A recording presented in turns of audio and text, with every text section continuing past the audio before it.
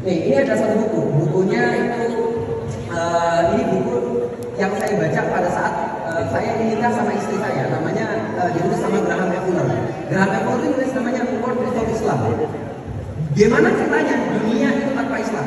Saya kira buku ini tuh mendiskreditkan Islam, jelek-jelekin Islam, Islam terorisme, Islam A, Islam B, Islam C. Tapi ternyata salah. Kalau kita baca bukunya, ternyata bukunya justru malah support Islam. Gara-gara Islam, perbudakan hilang. Gara-gara Islam, sistem ini hilang, sistem ini hilang. Dan kita tuh berada di moral tertinggi dari kehidupan. Nah, ada satu lagi buku namanya ini. Ada tahu ini? Influence 100 tokoh paling berpengaruh di dunia.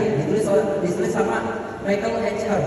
Michael H. Hart bilang bahwa Nabi Muhammad itu dijadikan sebagai nomor satu. Kenapa? Karena dia bisa merekonstruksi moral masyarakat, bukan hanya cuma menaklukkan.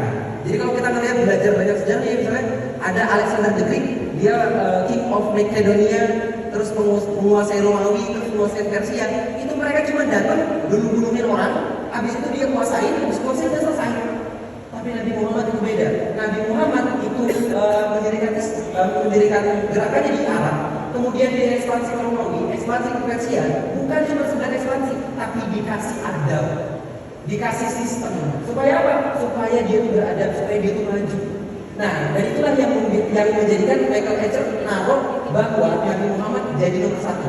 Nomor dua siapa? Isa Almasih. Nomor tiga siapa? Yesus Kristus.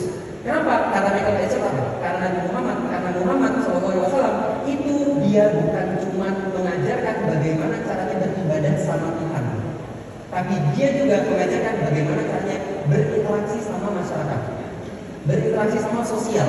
Coba, pernah dengar sistem ekonomi Islam? Pernah? Ada pelajarannya?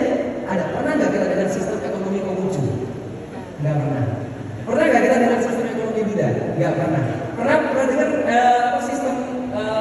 sistem keluarga Islam, sistem pendidikan Islam? Ada. Dan itu benar-benar ada, kita pelajari teman-teman